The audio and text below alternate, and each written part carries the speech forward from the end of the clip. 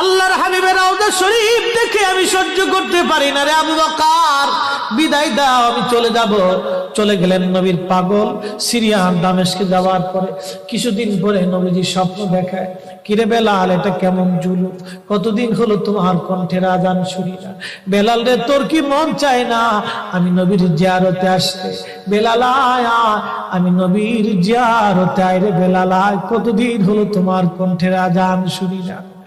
স্বপ্ন যখন নবীজি দেখাইছে, এ মুসলমান, হযরতে বেলাল সুদূর সিরিয়ার দামেস্ক থেকে পাগলের মতো দৌড়াইলেন, পাগলের মতো ছুটে আসলেন। যখন মদিনাতে আসলেন তখন তাহাজ্জুদের সময় চলতেছিল। তাহাজ্জুদের সময় চলার সময় হযরত বেলাল রাদিয়াল্লাহু আনহু কাঠের জালি দিয়ে তখন রওজা শরীফ ঘিরে রাখা ছিল। ওই জালির পাশে বসে বসে জালির সঙ্গে মাথা ঠেকাইয়া নবীর পাগল বসে বসে গুনগুন গুনগুন করে কাঁদে আর বলে, হুজুর, আপনি আসতে বলেছিলেন, গোলাম এসে হাজির হয়েছে। নবী গো, আজান দিতে বলেছেন, আমি আজান দিলে আপনি আগে নামাজ আসতেন, এখন আজান দিলে কি নবী আপনি নামাজে আসবেন? হুজুর, এখন আজান দিলে কি আপনি নবী নামাজে আসবেন? নতুন মুয়াজ্জিন আসছে আজান দেওয়ার জন্য, এসে দেখে নবীর মুয়াজ্জিন বেলাল কাঁদে। ডাক দেখে মদিনাবাসী, শুনছো, নবীর মুয়াজ্জিন ফিরে এসেছে, বেলাল আসছে, বেলাল ফিরে আসছে। এই কথা শোনার পরে সব সাহাবী ঘর থেকে বের হয়ে দৌড়ায় এসে দেখে বেলাল কাঁদে। সাহাবীরা বলে, বেলাল আজান দাও, কতদিন হলো তোমার কণ্ঠের আজান শুনি না। বেলাল আজান দাও, কতদিন হলো আজান শুনি না রে বেলাল।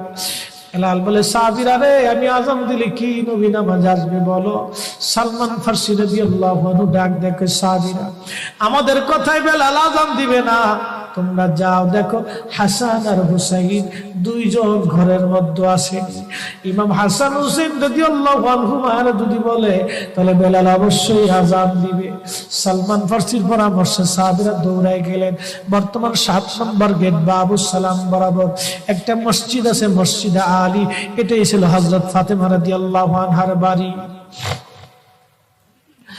এই বাড়িতে দৌড়ে যাওয়ার পরে ইমাম হাসান হুসাইন রাদিয়াল্লাহু আনহুমা দুইজনকে নিয়ে আসা হলো। দুইজনকে নিয়ে আসার পরে হযরত ইমাম হাসানকে দেখতে আমার নবীর মতো দেখা যাইতো, চেহারাটা রাসূল করিমের চেহারার মতো ছিল। নাতি দৌহিত্র নানার চেহারা পেয়েছিলেন, ইমাম হুসাইন ও নানার সুরত পেয়েছিলেন। দুই ভাই নানার সুরত পেয়েছিলেন। হযরতে বেলাল রওজা শরীফ থেকে উঠে হযরতে হাসানের বুকের মধ্যে মাথা ঠেকায় কাঁদতেছে, ইমাম হুসাইনের বুকের মধ্যে মাথা ঠেকায় কাঁদে।